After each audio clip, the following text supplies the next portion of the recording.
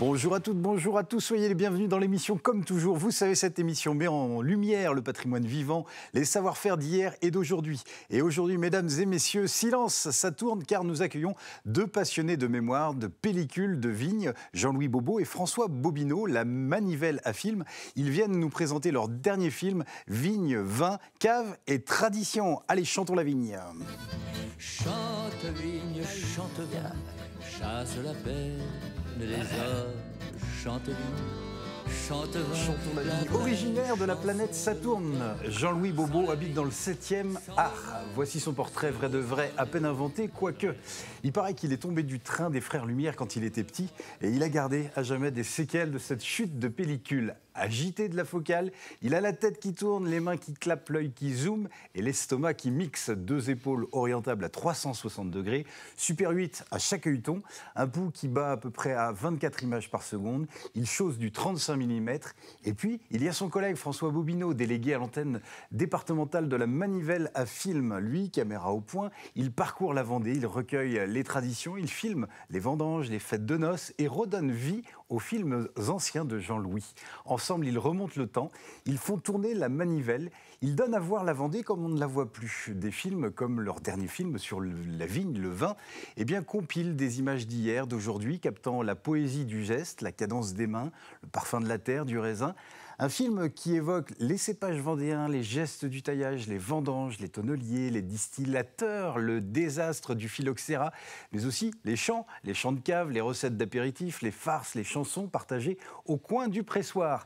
Vous l'avez compris, avec eux, la culture populaire sort des archives. Furteurs de greniers, déterreurs de caves, nos deux invités jouent les Jésus-Cryptes, faiseurs de miracles, qui arrivent à faire parler des enregistrements muets, à faire marcher des films paléolithiques, à redonner la vue aux critiques aveugles.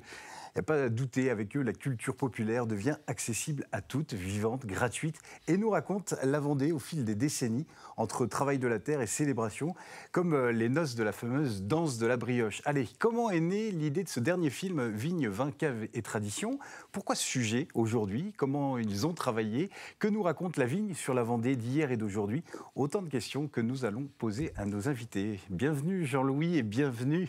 Je suis perdu dans mes fiches. François Bobineau. Excusez-moi, toutes mes excuses. Soyez les bienvenus tous les deux.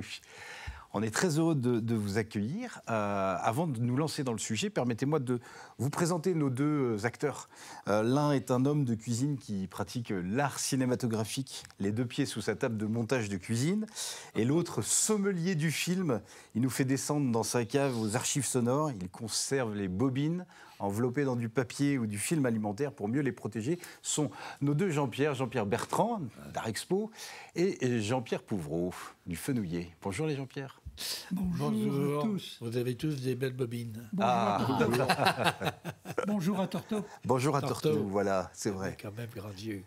Ouais. Bon alors, au programme aujourd'hui. Ah mais on aurait pu faire des recettes à base de raisin, de résinaille, mais non, j'ai choisi des cucurbitacées. On est en plein dans la saison des cucurbitacées et des citrouilles. Voilà, et c'est une recette facile à faire, réchauffable et gastronomiquement délicieuse. Voilà. Tu aurais pu faire une recette avec de raisin. Avec de raisin, de l'Otello. Oui, en plus. De l'Otello. De l'Otello, Ouais. ça va parler à pas mal de Vendéens, mais pas aux jeunes générations. De l'Otello, oui. Et vous écrivez ça comment? O-T-H-E-2-L-O. Voilà. D'accord. Oui. Ah, Jean-Louis confirme. Ouais. Oui, oui. Et François aussi. Oui, oui. Oui, oui. Et pour vous, donc Jean-Pierre, une petite chanson? Oui, je me suis dit que ça serait bien qu'on entende une chanson. Et puis, celle que j'ai choisie, c'est qu'elle a vraiment un lien direct avec leur film. D'accord. Eh ben, justement, vous faites une belle transition parce qu'on va parler du film. Jean-Louis François, comment est née cette idée de ce film Vigne, vin, cave et tradition? Ah, il pointe le doigt. C'est donc lui. On le tient, le coupable? Non, pas le coupable, parce qu'il fait avancer les choses depuis très longtemps. Dans le générique, le premier cité est Jean-Pierre, parce que ce film a été réalisé sur une suggestion initiale de Jean-Pierre Bertrand, il y a de ça 5 ans. On a travaillé 5 ans On a abouti à 80 heures de rush. Je dis, les rushs, ce sont des séquences filmées, hein. Donc sur le tournage, mais aussi avec les archives, en tout 80 heures. Et on a monté ce film. Donc ensuite, ça nous a intéressés. On a pris le sujet à bras-le-corps. Ouais. Mais l'initiateur numéro 1 est Jean-Pierre, qui m'a dit un jour il nous manque des choses, le tressage à 3 brins, on n'a rien du tout, les baisse-couillons, on n'a pas grand-chose, enfin, etc.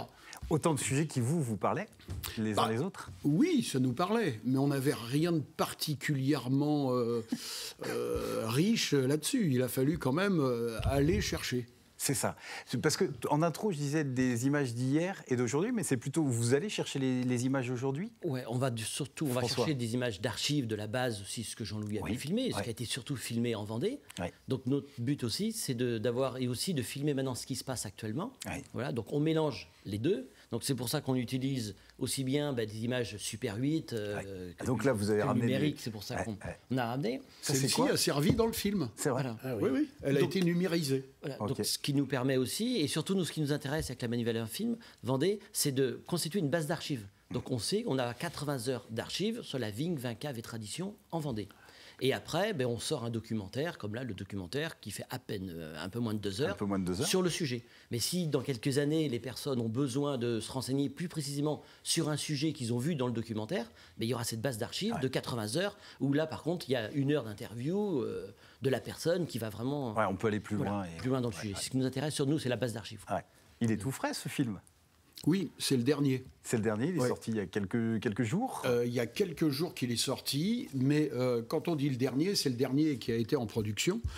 L'association La Manivelle Film est une association, comme vous avez eu l'explication de François, mais il y a à côté une production, qui est le Cycloscope, ma production, que j'ai fondée en 1990, qui est aussi une distribution.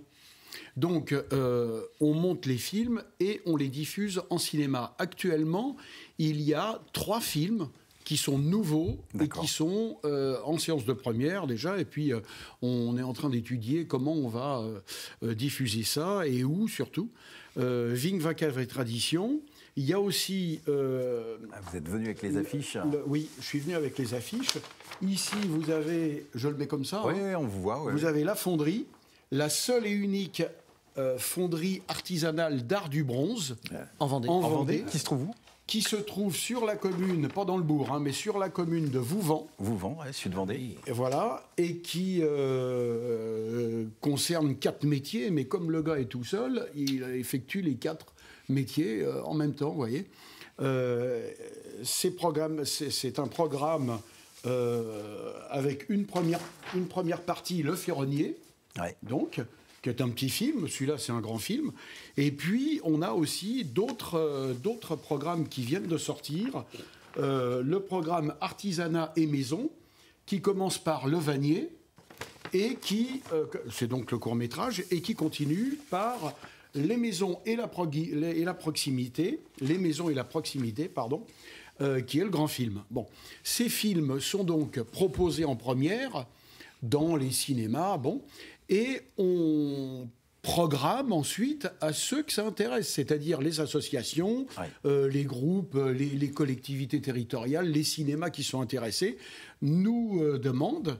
Et on programme ensuite, si c'est possible. Sûr, oui. Voilà, on planifie, quoi. On s'ennuie pas au Cycloscope ou à la Manivelle Film? Non, on travaille beaucoup. Ce qui fait plaisir aussi pour moi aussi, c'est de transmettre. Bien sûr. Voilà, on a fait un film sur les fermes laitières, le collectage du lait, avec toute la partie lait et les fours à pain, amateurs professionnels.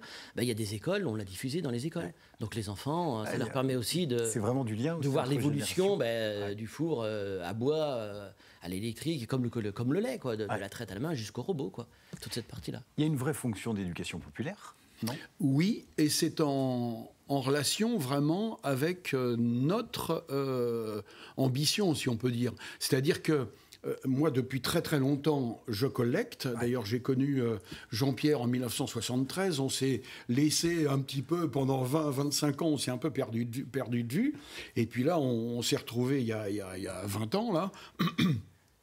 On collecte, c'est-à-dire qu'on prend les témoignages, on filme les gestes, on filme les savoirs, les traditions, les us et coutumes, les fêtes, et on assemble ça quand le thème est assez riche en montage, donc on fait des films, mais sinon, on propose nomenclaturer, classer ces rushs, enfin ces séquences filmées, à la consultation publique. Ouais.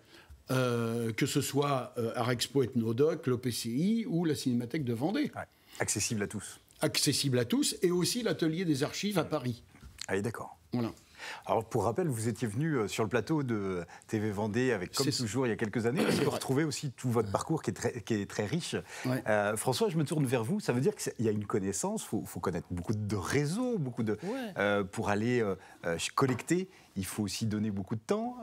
J'imagine qu'on enchaîne alors, sur un thème comme le vin, la cave. Il faut boire des petits coups pour que les gens osent parler, pour que les gens se confient. Il y a l'accueil aussi, il y a la connaissance de la Vendée. Je suis passionné d'histoire de la Vendée, d'ethnographie. Je me souviens, moi Jean-Pierre, j'étais tout jeune quand je l'entendais.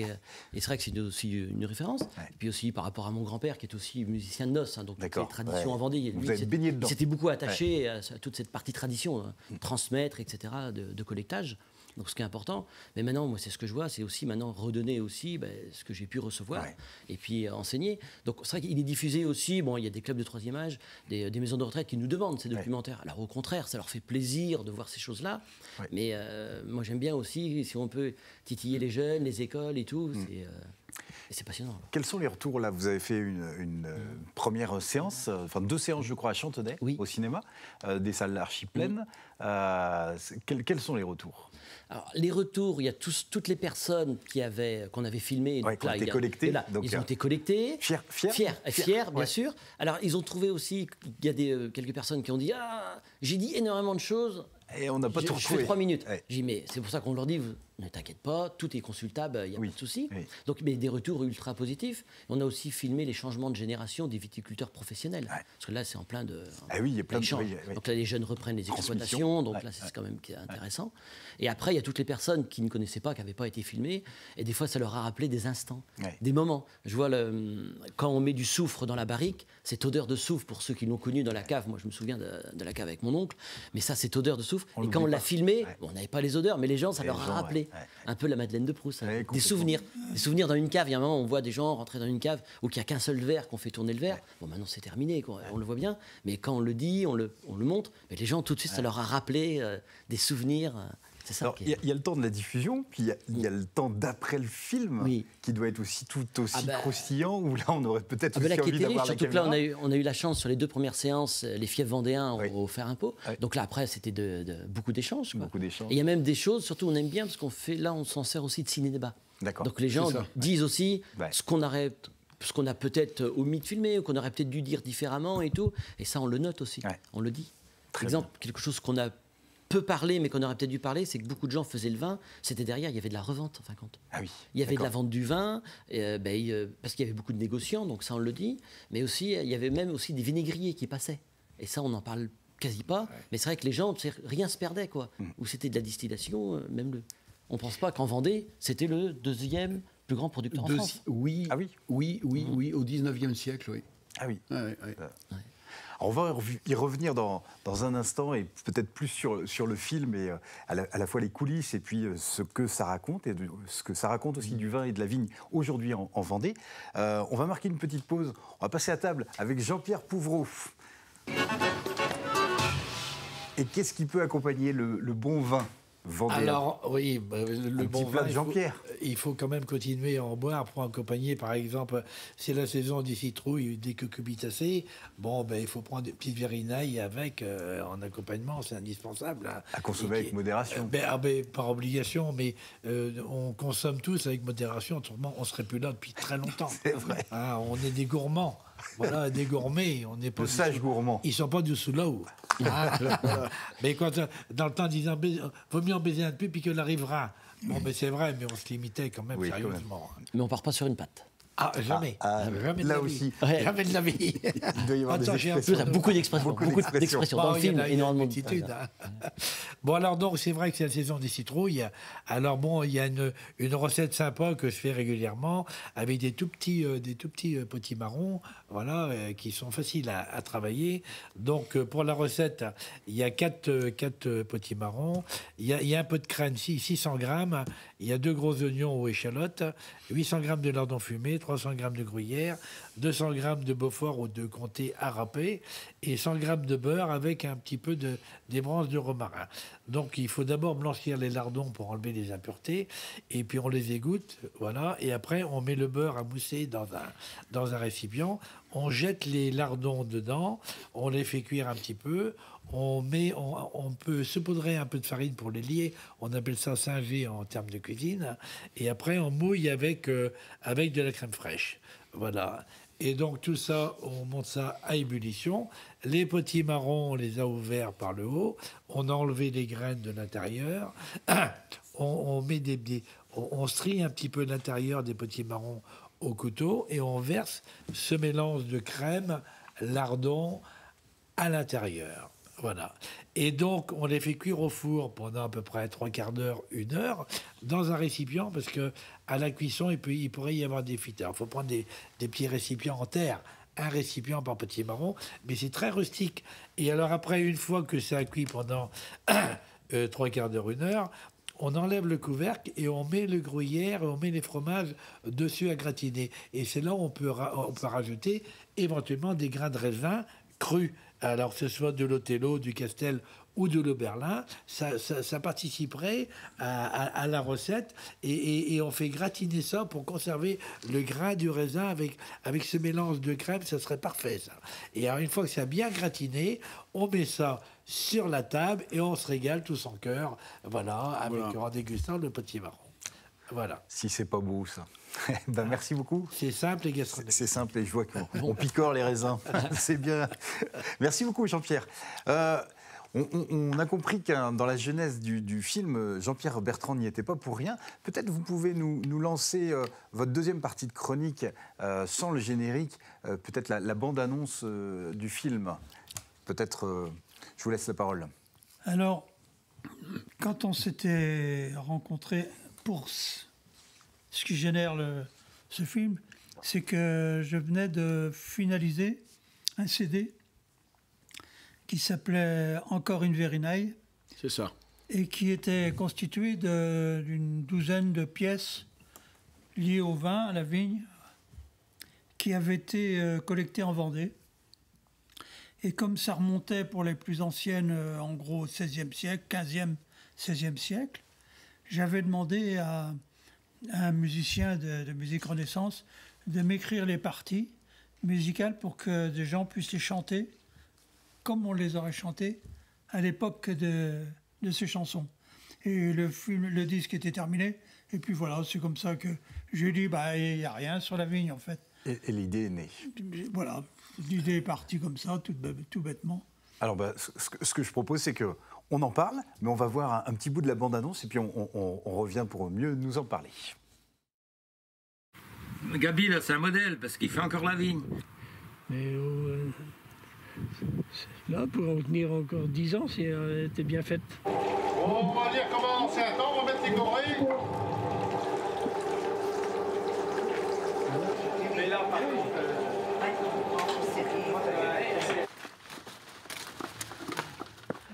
Là, faut surtout pas laisser trop de graines par terre, parce que c'est la graine qui fait le jus, hein, c'est pas la roche.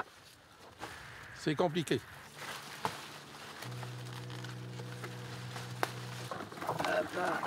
Santé. Santé. Santé. Bon, on va prendre l'échantillon maintenant. On va voir ce que ça donne.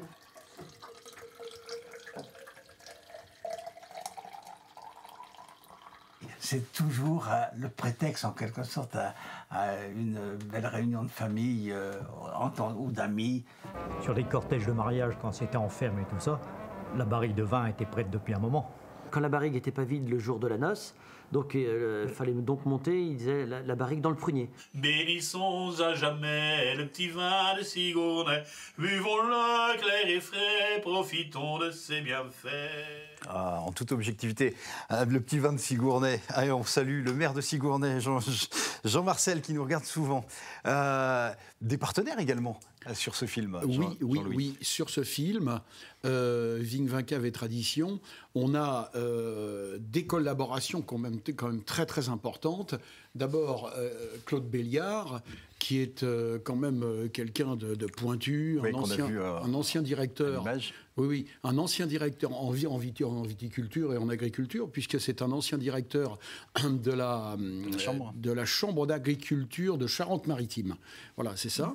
Nous, sur Bazoges, il y a Alain Rouault, qui est historien local. On a eu le partenariat de la confrérie. On a eu le partenariat des professionnels aussi. Six professionnels vignerons et viticulteurs. Et puis, on a quand même beaucoup de participation de bénévoles, de petits récoltants, ainsi que d'ailleurs les Sounures. Les Sounures qui nous ont accueillis à la ferme du Vazet, qui ont, depuis 1990, beaucoup collecté, là tu le sais particulièrement bien Jean-Pierre, beaucoup collecté les chansons et les musiques autour de la vigne, et puis aussi, le partenariat pour l'alambic, là, aide-moi. Distillateurs. Oui, les distillateurs. Les distillateurs. Les bouilleurs ambulants. Les bouilleurs ambulants. Voilà. Et alors, une fois que ces films sont, Vigne, Vin, Cave et Tradition, et puis aussi les autres films sont terminés, les partenaires de distribution, de diffusion, sont à souligner. Il faut leur rendre hommage et les remercier, parce que il y a en Vendée 12 salles qui sont gérées par le réseau des familles rurales. Oui. On est partenaire avec eux. Il y a en Vendée, je crois, 5 salles qui sont gérées par Cinéma en Bocage et le Fauteuil Rouge de Bressuire, qui eux ont 4 salles aussi en Deux-Sèvres. C'est pareil, on est partenaire. Il y a aussi, alors en indépendant, pas en réseau, mais en indépendant, il y a le Ciné Lumière de Chantenay. On est partenaire avec eux, et le cinéma Le Grand Luxe des Herbiers. Et donc, on le souligne quand même, parce que s'ils n'étaient pas là, on ne distribuerait pas. C'est important. Et qu'est-ce qui nous raconte ce film, et quelles sont les transformations du vin de la vigne en Vendée ? Alors déjà, il y a le produit en lui-même. On a vu le Félix Seurat, 1870. Donc on a vu tous les hybrides arriver, les hybrides américains, donc qui sont venus se développer. Parce que le plus vieux cépage en Vendée, c'est la folle blanche, la négrette. Donc, il y a la folle blanche, la négrette et ce qu'on appelle aujourd'hui le franc blanc, mais qui est en fait une folle. Voilà. Donc on raconte aussi tous ces mouvements, l'arrivée, aussi cette surproduction, parce qu'on produisait quand même énormément, mais derrière ils revendaient, c'est ce qu'on disait. Et après il y avait aussi tout ce qu'on a voulu marquer, c'est toute la tradition de la cave en Vendée. Avec les chansons. Voilà, les chansons, le pressoir, c'était aussi le lieu de rassemblement. Convivialité. La convivialité, les amis, donc c'est là aussi qu'on va évoquer les bescouillons, qu'on va évoquer tout ce sous-lien en fin de compte. Et on parle aussi de la femme dans la cave, ou pas. Voilà, ce qu'on faisait rentrer maintenant, et aussi l'évolution, comment on a évolué aussi. Il reste encore cet esprit vigneron vendéen ? Amateur, oui. Alors amateur, il reste des petits amateurs, et en fin de compte, on se rend compte, ils font du vin pour faire du pinot derrière, pour faire un mélange de mou de vin et d'apéritif pour faire leur apéro, quoi. D'ailleurs, on le dit très bien, souvent maintenant à la cave, on va boire 2-3 verres de vin, et tout de suite, par contre, on va boire 4-5 verres de pinot. C'est ça. Vous parliez des chansons, alors peut-être l'occasion est venue de passer la parole à Jean-Pierre Bertrand et de sa chronique autour du patrimoine vivant et des chansons. Alors pour abonder ce que vient de dire François, actuellement il y a une commune qui est en train de préparer son histoire avec un prochain livre, et on me faisait remarquer que la moitié des terres exploitées sur la commune, la moitié était en vigne, l'autre moitié était pour les cultures ordinaires du monde agricole. Pour dire, hein. Et c'est l'Aiguillon-sur-Vie, c'est vraiment pas du tout des communes connues pour la vigne. Alors oui, j'ai choisi cette chanson qui s'appelle « Allons en vendange », Pibole, pour plusieurs raisons. La première, c'est qu'elle est vraiment symbolique. C'est la seule qu'on ait trouvée d'un ancien vigneron qui se souvenait de cette chanson, parce que quand les vendanges étaient terminées dans son secteur. Ce monsieur, c'est Simon Mercier, donc de la famille de Vix, des vignerons de Vix. Eh bien, allait faire les vendanges en Charente. Et il me disait, avec d'autres camarades du pays, on partait à pied en Charente et on chantait ça le long de la route pour passer le temps, puis nous donner de l'élan. Voilà, donc, allons en vendange. Eh bien, écoutez, pour nous donner de l'élan, eh bien, moi, je propose que ça devienne le générique de cette fin d'émission, et ce sera une façon de se dire au revoir. En tout cas, puis j'en profite pour vous remercier, François, Jean-Louis, d'être passé. Merci. Et puis voilà, on a bien compris, le film est disponible, les films sont disponibles, tant c'est généreux, à la demande. Merci beaucoup, et puis à bientôt. À bientôt. À bientôt, les gens. Et on termine en chanson. À bientôt. Tachez-Gola eBay. Pibole, pour gagner 5 sous, pibolou. Allons en vendange, pibole, pour gagner 5 sous, pibolou. Couchez sur la paille, pibole, attrapez des poux, pibolou. Couchez sur la paille, pibole, attrapez des poux, pibolou.